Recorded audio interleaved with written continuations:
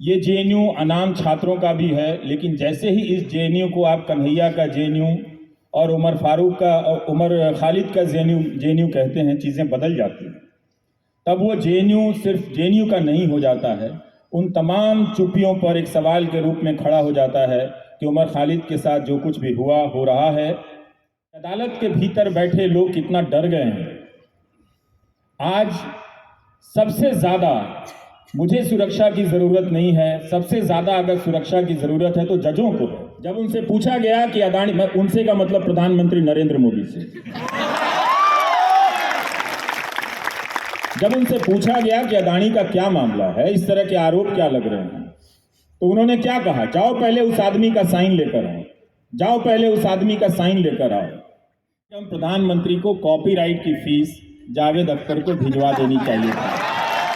अगर इस देश में जावेद अख्तर ना हुए होते तो प्रधानमंत्री अदानी को संसद में खड़े होकर डिफेंड नहीं कर पाते। तो आए थे एक चैनल को प्रोपेगेंडा का हथियार बनाने के लिए, लेकिन जब आपके सामने सच्चाई की खबरें खड़ी हुई तो आप उसका इस्तेमाल अपने प्रोपेगेंडा के लिए भी नहीं कर पाए।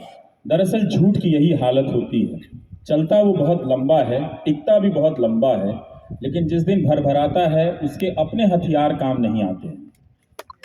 और यही हाल गौतम अदानी का हुआ, और गौतम अदानी को आप आज के देश के हालात से अलग नहीं कर सकते हैं। उनकी मदद न सत्ता में बैठे लोग कर पाए, ना वो अपने पैसे से खरीदे हुए तंत्रों से कर पाए अपनी मदद। तो ये एक जेएनयू को लेकर, यहाँ आने को लेकर जिस तरह से लोगों के मन में, जो मेरे शुभचिंतक हैं, दोस्त हैं, उनके जहन में जब ये बात आने लगी कि वहाँ क्यों जा रहे हो, वहाँ किसी के साथ जाना चाहिए था, अकेले क्यों जा रहे हो, तो मैंने कहा कि भाई ठीक है, इस देश में धर्म की राजनीति हो रही है, लेकिन इसी धर्म ने हमें ये भी सिखाया कि किसी पर भी पीठ पीछे वार नहीं करते हैं और किसी अकेले पर हाथ नहीं लगाते हैं। तो कोई भी इतना धर्म विरोधी नहीं होगा कि मुझे अकेले पे हाथ डाल देगा, तो मैं अकेला ही आया हूँ। तो ये एक हालात हैं सर।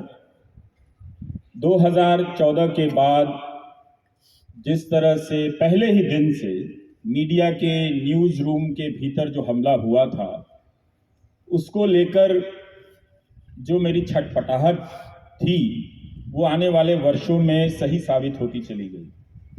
तब मुझे मेरे ही करीब के लोग कहा करते थे कि कुछ ज़्यादा आपकी प्रतिक्रिया है, बहुत तीखी है, सच्चाई ऐसी नहीं है और ये देश ऐसा नहीं है। देश कभी भी एक तरफा नहीं झुकेगा और ऐसा नहीं होगा कि न्यायपालिका ख़त्म हो जाएगी, इंसाफ के मायने ख़त्म हो जाएंगे, आवाज़ें बंद हो जाएंगी, लेकिन ये सारी बातें धीरे धीरे सांस्थानिक इंस्टीट्यूशनल रूप से सही होती चली गईं। ये जेएनयू अनाम छात्रों का भी है, लेकिन जैसे ही इस जेएनयू को आप कन्हैया का जेएनयू और उमर फारूक का और उमर खालिद का जेएनयू कहते हैं, चीज़ें बदल जाती हैं। तब वो जेएनयू सिर्फ जेएनयू का नहीं हो जाता है, उन तमाम चुप्पियों पर एक सवाल के रूप में खड़ा हो जाता है कि उमर खालिद के साथ जो कुछ भी हुआ हो रहा है। हम इस स्थिति में पहुंच गए हैं कि जामिया, जब एक जेएनयू का मेयार गिरा दिया गया तो बगल में जामिया पर भी हमला हुआ और वो भी अपने आप को नहीं बचा सका। उसके छात्रों के खिलाफ जो पहला फैसला आता है और उसमें जज की जो टिप्पणी है, उस टिप्पणी पर देखिए हाईकोर्ट का फैसला आता है। तथ्य तो एक ही हो सकता है ना कि पुलिस के पास सबूत नहीं है, और वो सबूत नहीं है और किसी बेगुनाह को आप हफ्तों, महीनों, वर्षों जेल में डाल दें, तो उसका एक संदर्भ बनता है कि किस संदर्भ में बिना सबूत के छात्रों को आप डाल सकते हैं। तो उस संदर्भ पे अगर अदालत की टिप्पणी होती है तो अदालत ही उन टिप्पणियों को हटा देती है। तो हम जरूर, कुछ लोग हैं, आप लोग हैं जो किसी के लिए तालियां बजा रहे हैं, तो इससे मुझे एहसास तो होता है कि मैं अकेला नहीं हूं, लेकिन ये तस्वीर भी मुझे नजर आ रही है कि अदालत के भीतर बैठे लोग कितना डर गए हैं।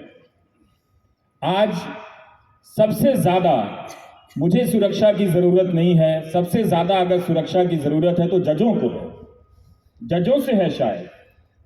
चीफ जस्टिस का ये बयान है कि जज बहुत काबिल हैं, अपने न्याय की जानकारी में, कानून की जानकारी में वे अपने स्तर पर फैसला ले सकते हैं, मगर ट्रोल किए जाने या किसी अन्य आशंकाओं की वजह से, एप्रीहेंशन की वजह से वो जमानत का फैसला तक नहीं दे रहे हैं। जब जज की कुर्सी पर बैठे लोग जमानत का फैसला अपनी कानूनी समझ और विवेक से ना दे पाएं, इसका मतलब आप किसी भूखंड में तो रहते हैं, आप किसी भूभाग में तो रह रहे हैं, किसी पहाड़ के टीले पर रह रहे हैं, किसी नदी के किनारे रह रहे हैं, किसी सड़क के किनारे रह रहे हैं, किसी मोहल्ले में रह रहे हैं, मगर किसी देश में नहीं रह रहे हैं। अगर किसी देश में रह रहे हैं तो किसी लोकतंत्र में नहीं रह रहे। अगर न्यायपालिका में बैठे लोग जमानत का फैसला तक नहीं दे सकते और ये टिप्पणी तक नहीं कर सकते कि पुलिस ने जानबूझकर बिना सबूतों के आधार पर बेवजह किसी को चुप कराने के लिए निशाना बनाया, जो कि इस देश की न्यायपालिका और कानूनी प्रक्रिया की एक सच्चाई है, हर दौर की सच्चाई है, हर सरकारों की सच्चाई है, हम सब जानते हैं, और उसे एक्सपंज करा दिया जाता है, फिर बाद में जज रिक्यूज कर लेते हैं। जो भी परिस्थितियां हैं हम सब देख रहे हैं, मगर हम कब तक देखेंगे? क्या हम देख रहे हैं? क्या हम बोल रहे हैं? उस अनुपात में इन प्रश्नों को हम सबको इन प्रश्नों के सामने खड़े करना पड़ेगा कि हम क्या इसके समक्ष हैं। हम इसके समक्ष खड़े हैं, बोल रहे हैं, मगर हमारा अनुपात छोटा है। सत्ता जिनके कब्जे में है उनका अहंकार इतना ज्यादा हो गया है कि अब चीजों को, सवालों को वो सत्ता में होने के हिसाब से बोल रहे हैं। ऐसा लगता है कि उनके पास अपना जवाब नहीं था तो उन्होंने उस जावेद अख्तर का संवाद चुरा लिया जिस जावेद अख्तर से वो नफरत करते हैं। जाओ पहले अपने भाई का साइन लेकर आओ। जब उनसे पूछा गया कि अदानी, उनसे का मतलब प्रधानमंत्री नरेंद्र मोदी से, जब उनसे पूछा गया कि अदानी का क्या मामला है, इस तरह के आरोप क्या लग रहे हैं, तो उन्होंने क्या कहा? जाओ पहले उस आदमी का साइन लेकर आओ, जाओ पहले उस आदमी का साइन लेकर आओ। तो आप साइन ही लाते रह जाएंगे, जवाब नहीं मिलेगा। तो उन्होंने कहा कि जिन्हें सिलेंडर मिला है उससे होकर गुजरना पड़ेगा सवालों को, जिन्हें झोपड़ी मिली है, घर मिला है, उनसे आपके सवालों को होकर गुजरना पड़ेगा, जिन्हें हमने बिजली का कनेक्शन दिया है उनसे गुजरना पड़ेगा। तो उन सब का आप साइन लेकर आएंगे, तब आप अदानी के बारे में सवाल पूछ सकते हैं कि आपका अदानी से रिश्ता क्या है। तो हम इस मकाम पर खड़े हैं। बहुत अच्छी बात है कि इसी जेएनयू से चीज़ों को ध्वस्त करने की शुरुआत हुई थी, और जो हमला था वो एक लैंडमार्क है इस देश की राजनीति का। वो एक विश्वविद्यालय पर हमला नहीं था, क्योंकि जेएनयू जो है अभी भी एक साहस का केंद्र है, और ये आज भी जिन्होंने भी इसका आयोजन किया, इसकी इजाज़त दी, वो सब हकदार हैं, और जिन्होंने शांतिपूर्ण तरीके से मुझे 10 मिनट बोलने दिया वो भी उसके हकदार हैं। क्योंकि मुझे लग रहा था आए तो सब लोग हैं, कुछ सेब लेकर आए होंगे, कुछ अंडे भी, तो मैं 2 तरह के रुमाल लेकर आया था, पर लगता है उसकी ज़रूरत नहीं पड़ेगी। पर यह अच्छी बात है कि उनमें भी धीरे धीरे आगे चलकर सुनने की सहनशीलता विकसित हुई, और ये सहनशीलता उनमें खुद से नहीं हुई, क्योंकि उन्हें जिस तरफ बहाया जा रहा था, वो अच्छे लोग थे, वो ज़रूर अलग धारा में सोचने के प्रशिक्षित लोग हैं, और अलग तरह की धाराओं में सोचने वाले लोग होने ही चाहिए। अगर नहीं हो तो फिर जेएनयू होने का कोई मतलब नहीं रह जाता। तो उनका होना भी जेएनयू को समृद्ध करता था। लेकिन जिस तरह से नकाबपोश लोग यहाँ के हॉस्टलों में घुस आए और आज तक नहीं पकड़े गए, वाकई मुझे लग रहा था कि क्या मुझे भी मंकी कैप लेकर चलना चाहिए, कि बोल कर तो आऊँ मगर किसी को पता ना चले कि रवीश आया था। तो वो अब नहीं है, चीज़ें बदल रही हैं। इसी तरह से चीज़ें खूबसूरत होती रहें, और जब हम कहें कि बागों में बहार हैं तो लोग भी कहें कि हाँ वाकई में बहार है, यहाँ आप आ सकते हैं, यहाँ पर आप बोल सकते हैं। तो ये जेएनयू वो अर्जित करता है जिस जेएनयू के नाम पर पूरे देश के विश्वविद्यालयों में या पूरे देश के छात्रों में, जिनके भीतर एक सपना पनपा था अच्छी यूनिवर्सिटी का, उसे कुचला गया, उसके सपने से जेएनयू को विस्थापित कर दिया गया। लेकिन ये नहीं बताया गया कि अगर जेएनयू नहीं तो दूसरा आदर्श विश्वविद्यालय कौन है, उन्हें ये नहीं बताया गया।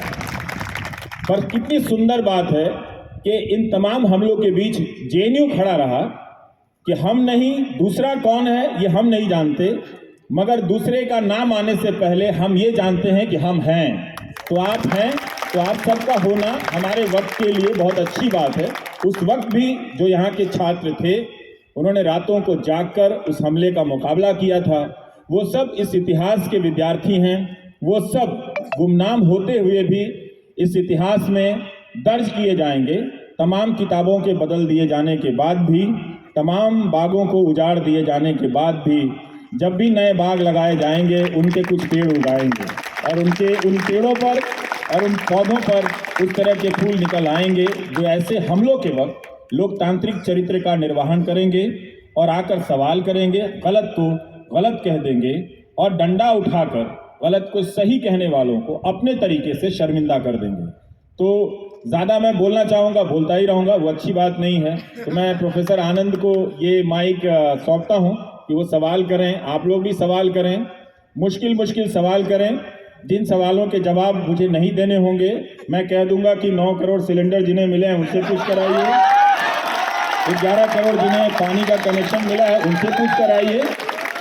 और मैं जावेद अख्तर को निजी रूप से उलाहना भेजूंगा कि आपने ऐसा डायलॉग क्यों लिखा कि जाओ पहले उस आदमी का साइन लेकर आओ। कम से कम प्रधानमंत्री को कॉपीराइट की फीस जावेद अख्तर को भिजवा देनी चाहिए। अगर इस देश में जावेद अख्तर ना हुए होते तो प्रधानमंत्री अदानी को संसद में खड़े होकर डिफेंड नहीं कर पाते। तो आपको और हम सबको इस बात के लिए शुक्रगुजार होना चाहिए कि कम से कम मेरे आने से पहले जावेद अख्तर इस दुनिया में आ गए थे और वो फिल्मों में आ गए थे। अच्छी बात ये हुई कि फिल्मों में वो डायलॉग लिख रहे थे कि भाई जाकर पहले उस आदमी का साइन लेकर आओ। तो मुश्किल सवालों के जवाब के लिए मैं आपको ये काम दे दूंगा कि आप साइन लेकर आएं और लाते रहें, तब तक मैं अपने घर चला जाऊंगा। थैंक यू साथियों।